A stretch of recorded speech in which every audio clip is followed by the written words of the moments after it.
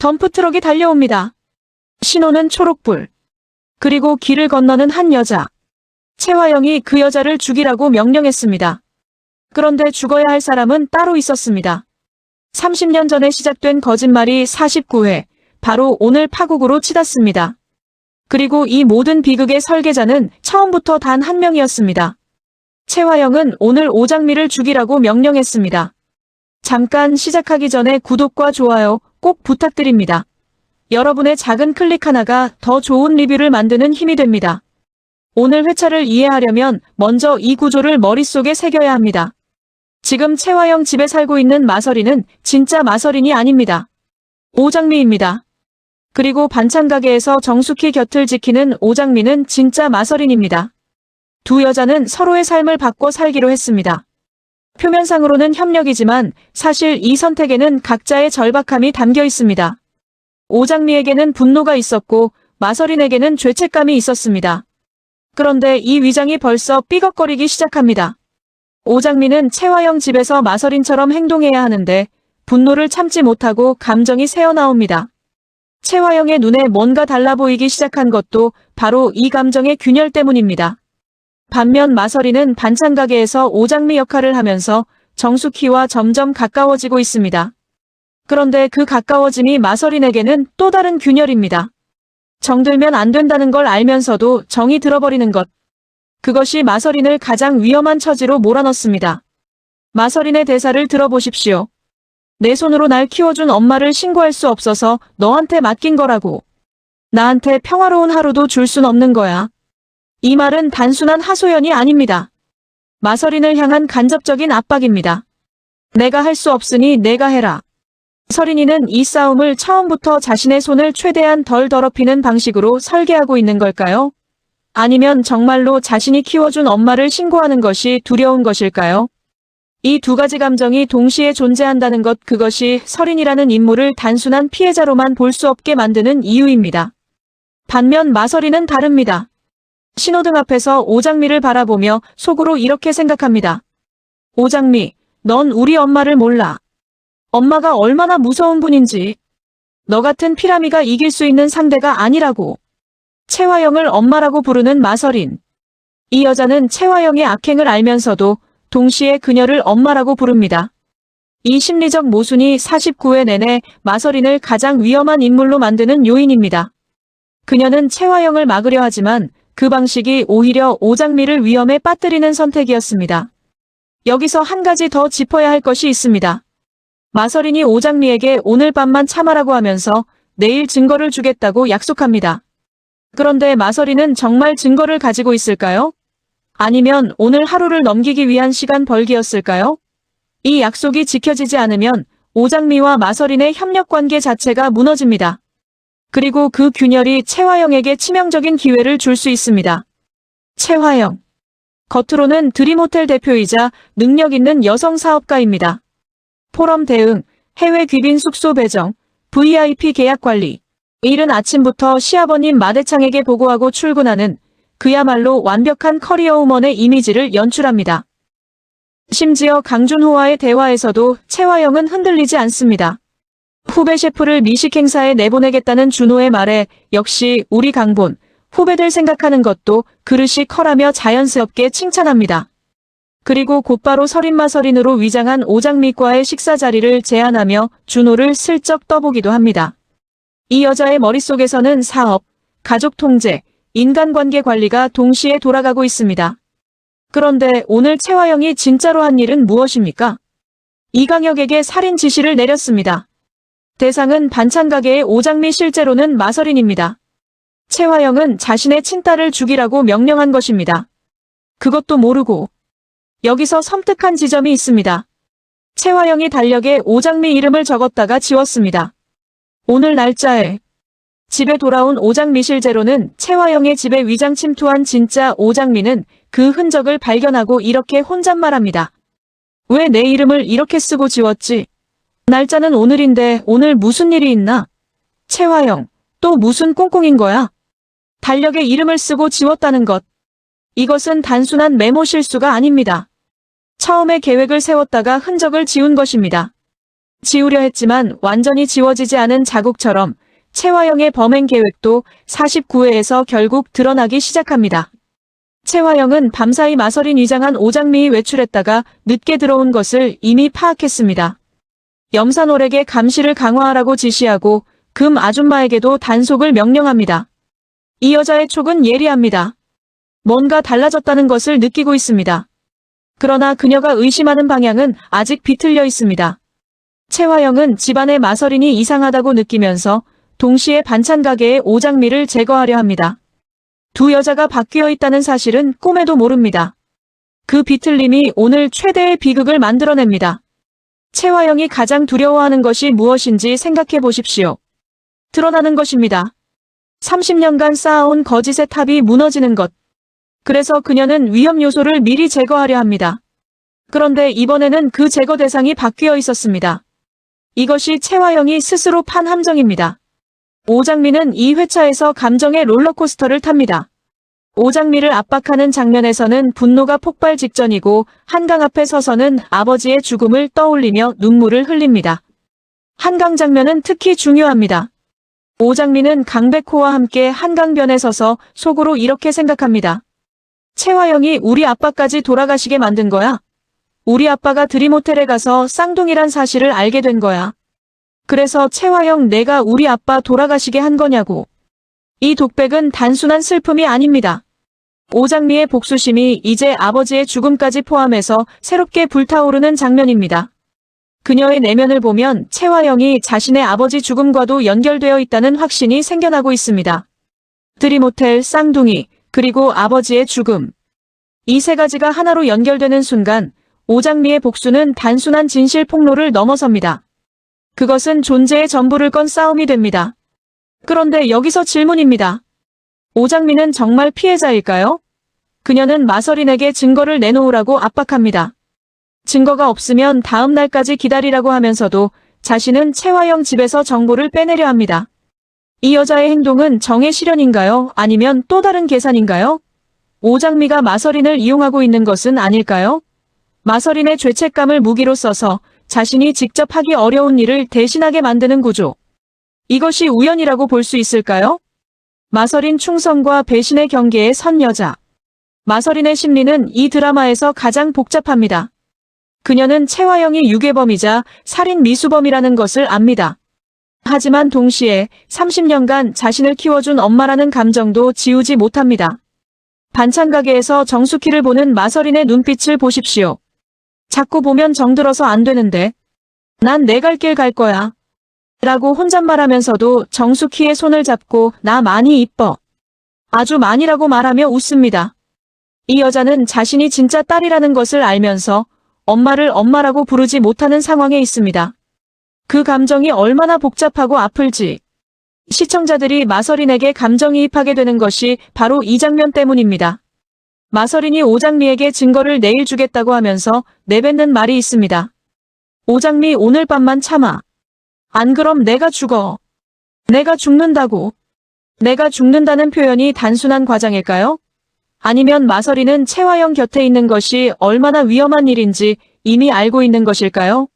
이 말은 예언처럼 울립니다. 왜냐하면 오늘 실제로 죽을 뻔한 사람은 마서린 자신이기 때문입니다. 마서린은 오장미 핸드폰을 들고 백호의 전화를 받습니다. 그 짧은 통화에서 마서린은 당황하고 냉랭하게 끊어버립니다. 자신이 오장미가 아니라는 것이 들킬까봐 두려웠을 것입니다. 그 순간 마서린을 감시하던 이강혁의 부하가 움직이기 시작합니다. 마치 모든 것이 연결된 것처럼. 채화영 완벽한 악녀, 그러나 균열이 시작되다. 채화영은 49회에서도 여전히 완벽합니다. 표정 하나 흔들리지 않고 목소리 한 톤도 올리지 않습니다. 마대창 앞에서는 완벽한 며느리, 강준호 앞에서는 훌륭한 상사, 이강혁 앞에서는 냉혹한 지휘관. 그런데 딱 한 장면, 채화영의 균열이 보입니다. 밤에 마서린 위장한 오장미의 방을 확인하러 들어갔을 때 빈 방을 보고 아니 얘가 아까 나가서 안 들어온 거야? 라고 중얼거리는 장면. 그 짧은 순간 채화영의 통제욕이 불안으로 변합니다. 이 여자에게 통제를 잃는다는 것은 공포입니다. 왜냐하면 그녀의 모든 것이 통제 위에 세워진 거짓 위에 세워진 것이기 때문입니다. 하나가 흔들리면 전부가 무너집니다. 최화영은 그것을 누구보다 잘 압니다.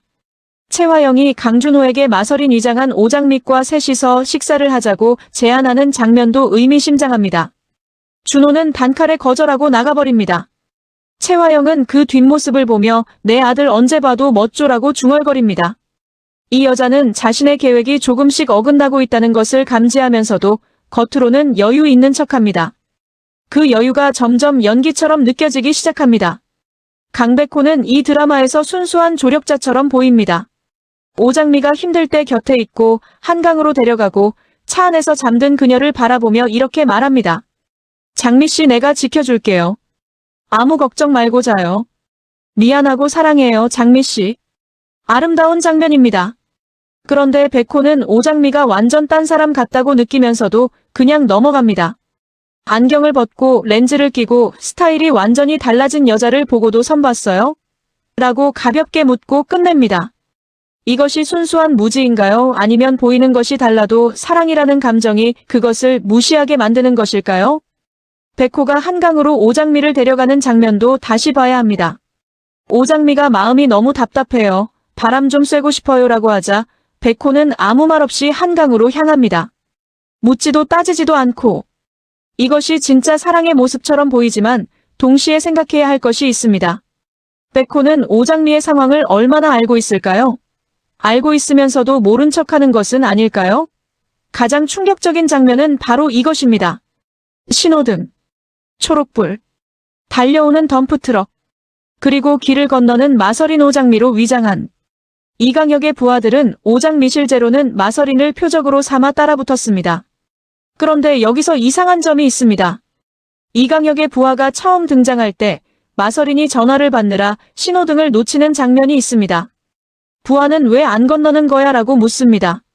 그리고 답이 나옵니다. 오장미 지금 전화 받고 있는데요. 이 전화는 백호가 건 전화입니다.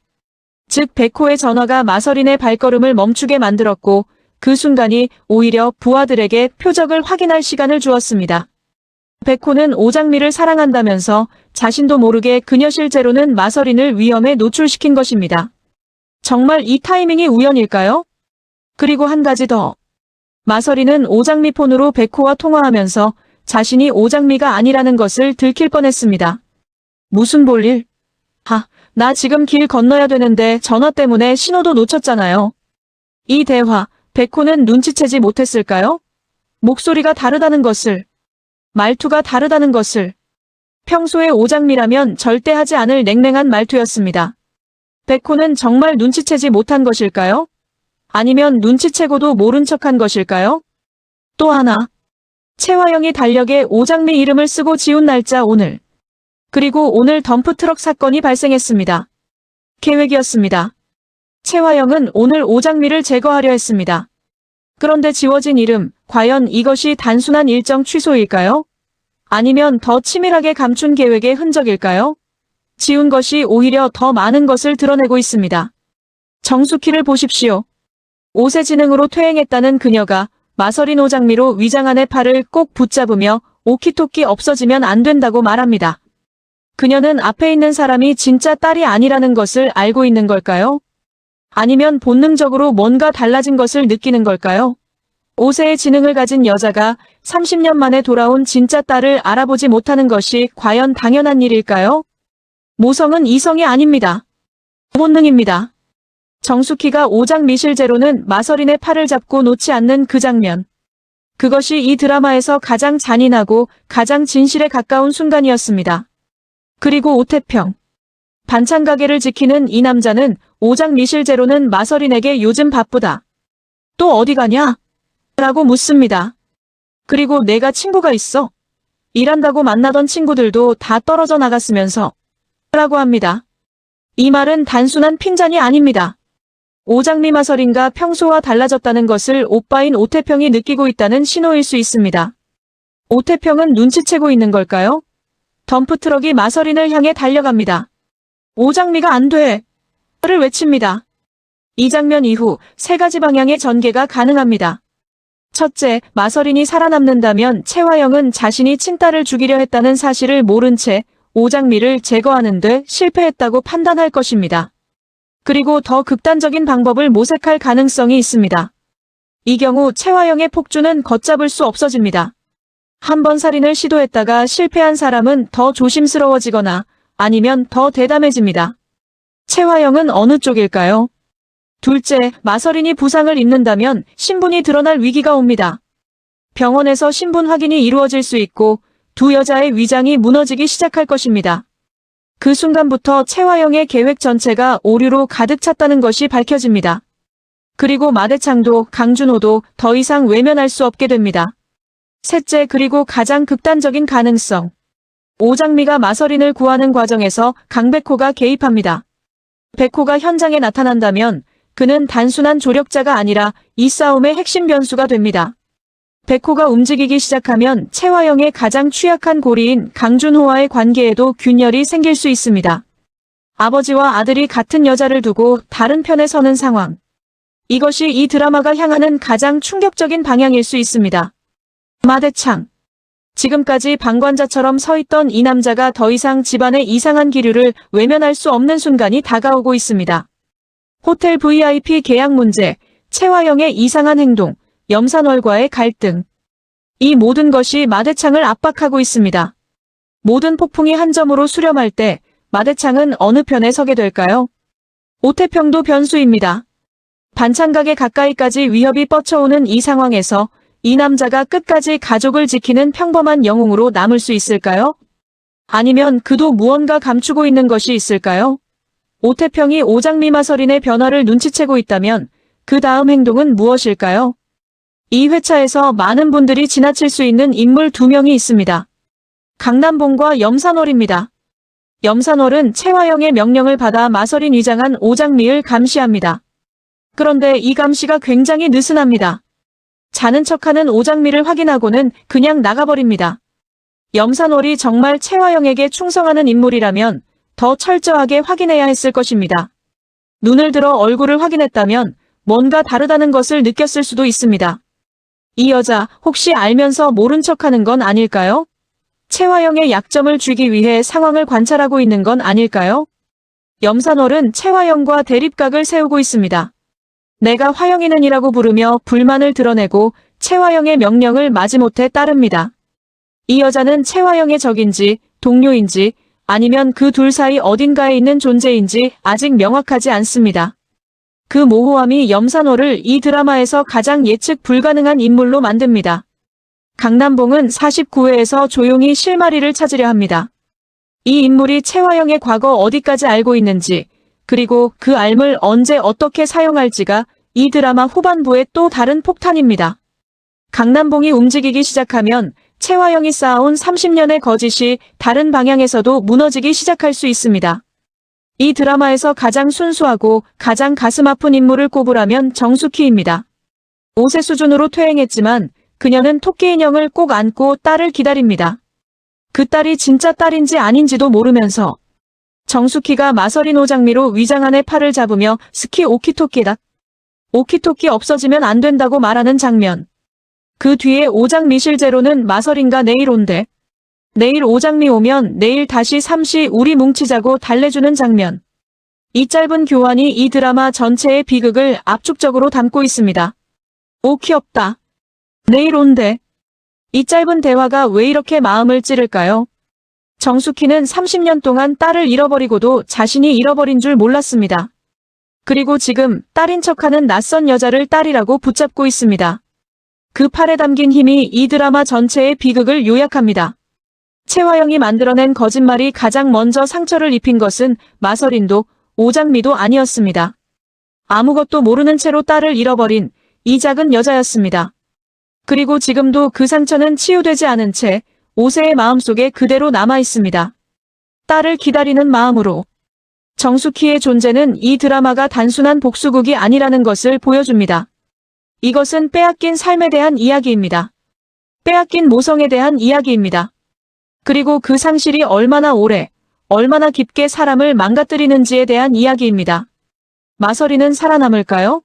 만약 살아남는다면 그 순간 오장미와 마서린의 위장이 드러나게 될까요? 최화영은 자신이 친딸을 죽이려 했다는 사실을 알게 되었을 때 어떻게 반응할까요? 무너질까요? 아니면 더 냉혹해질까요? 백호는 오장미와 마서린의 정체 교환을 눈치채고 있는 것일까요? 염산월의 진짜 목표는 무엇일까요? 마대창은 언제까지 방관자로 있을 수 있을까요? 오태평은 정말 아무것도 모르는 것일까요? 강준호는 최화영의 압박에 언제까지 버틸 수 있을까요? 그리고 가장 핵심적인 질문. 최화영이 자신의 친딸을 죽이려 했다는 사실, 이 진실이 드러나는 순간 이 드라마는 완전히 새로운 국면으로 진입합니다. 그 반전, 아직 나오지 않았습니다. 다음 화를 보면 오늘 이 장면이 전혀 다르게 보일 겁니다. 달려오는 덤프트럭 앞에 선 여자, 그 여자의 이름이 누구인지 최화영이 알게 되는 순간이 이 드라마 최대의 파국입니다. 이 인물이 무너지기 시작하면 모든 관계가 끝납니다. 오늘 리뷰 여기서 마칩니다. 구독과 좋아요 아직 안 누르셨다면 지금이 바로 그 타이밍입니다. 다음 회도 함께 보겠습니다. 감사합니다.